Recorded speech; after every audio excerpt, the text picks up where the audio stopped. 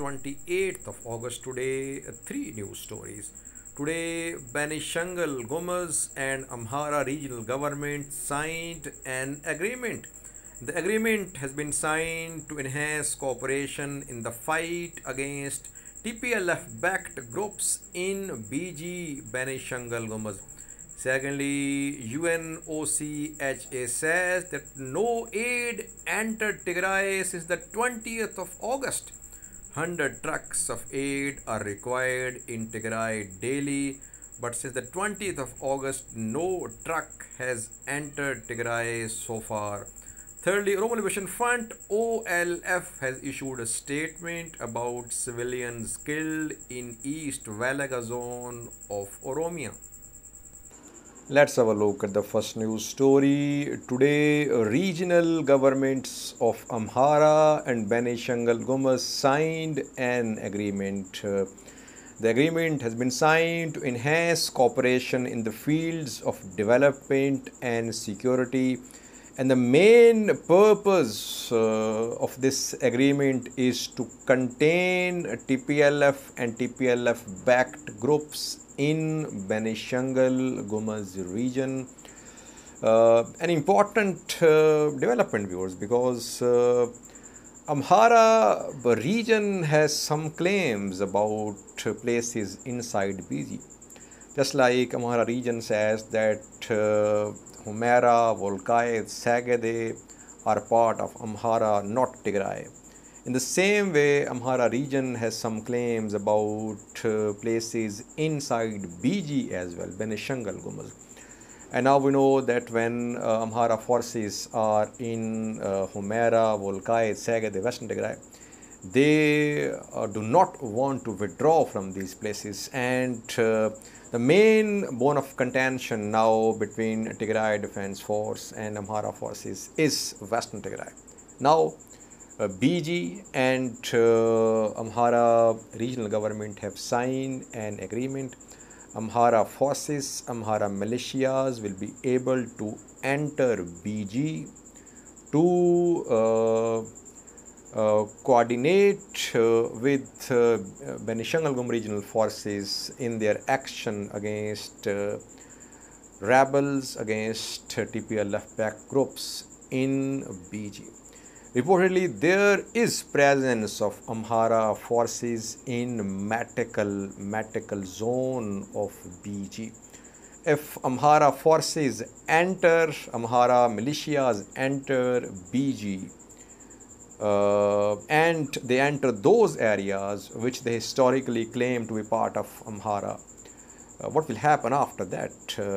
Will they withdraw from BG, or will they remain there just like we are seeing them in Western Tigray, in Humera, in Volkayet?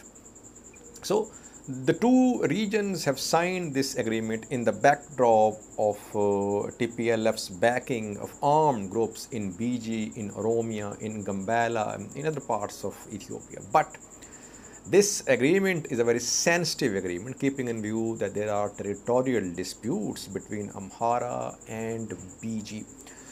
Is there presence of Amhara militias, Amhara forces in Benishangul Gumuz? ETV has reported from Gilgil Palace, which is administrative center of Matakal zone of Benishangul Gumuz. This reporting indicates that there is presence of Amhara forces, Amhara militias in Gilgil Palace, which is main town in Matakal zone of Benishangul Gumuz. Watch the reporting done by ETV. የታላቁ የኢትዮጵያ ህዳሴ ግድብ ላፍታም ቢሆን መቆም የለበትም ያሉት በአማራ ክልል የግልገል በለስ ከተማ ወጣቶች ወደ ህዳሴ ግድብ የሚጓጓዙ ንብረቶችን ደህንነት ለመጠበቅ መዘጋጀታቸውን ገልጸዋል። ቀደም ሲል በሀገር መከላከያ ሰራዊት ውስጥ በማረግና በተለያዩ የሥራ ኃላፊነቶች Second news story is about worsening humanitarian crisis in Tigray, Afar and Amhara regions. UNOCHA just a few minutes ago issued a statement. United Nations Office for the Coordination of Humanitarian Activities in Ethiopia says that since August the 20th, no aid entered Tigray. For the last 7 days, no humanitarian aid has entered Tigray. UNOCHA says that warehouses of aid agencies in Tigray are empty, and humanitarian crisis is deepening in Tigray region. Secondly, it says that 100 trucks of humanitarian aid are required daily in Tigray. But since the 20th of August, no truck has arrived in Tigray so far. Alarming situation. From Amhara and Afar regions, we have updates about IDPs. Their number is increasing, viewers. Tens of thousands have been displaced. More than 300,000 have been displaced so far in Amhara, in Afar regions. Displacements are still underway, though aid agencies are trying to provide aid to these IDPs, but this number is growing. That is why humanitarian crisis could deepen in these two regions as well, Amhara and Afar regions.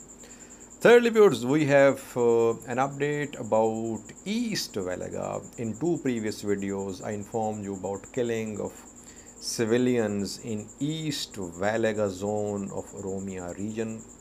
Ethiopian Human Rights Commission has issued a statement as well, which says that more than 150 innocent civilians have been killed in East Valaga. Oromia regional government is accusing Oromo Liberation Army of having carried out attacks on innocent civilians in East Valaga. OLA clarified its position 2 days ago. It issued a statement. It says it did not carry out any attack on any civilian in East Valaga. Rather, fighting happened between Oromo Liberation Army and Amhara militias which entered Oromia from Amhara region. Today, Oromo Liberation Front, a political party, issued a statement. Oromo Liberation Front has also rejected the report, the statement issued by Ethiopian Human Rights Commission. OLF says that Amhara militias are entering Oromia region, and these Amhara militias are involved in atrocities against Oromos in Western Oromia. Now, OLA is accusing Amhara militias and Oromia regional government. Amhara regional government is accusing OLA. OLF is accusing Amhara militias and Oromia regional government. Oromia regional government is accusing OLA. But civilians have been killed. Here, the important thing, viewers, is that when militias fight, it becomes difficult to distinguish between combatants and civilians. It happens. It has been happening in Tigray, in Amhara, in Afar, and here it's happening as well. Sometimes fighters are killed, but they are not dressed up in any military uniform. So when they're fighting, they are fighters, they are combatants. When they are killed, they are civilians. It happens. But who will investigate all these killings? Ethiopian Human Rights Commission is not a reliable organization, a reliable body for any group in Ethiopia except Ethiopian government.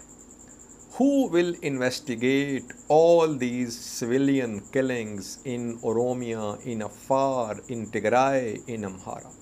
That's the most important question.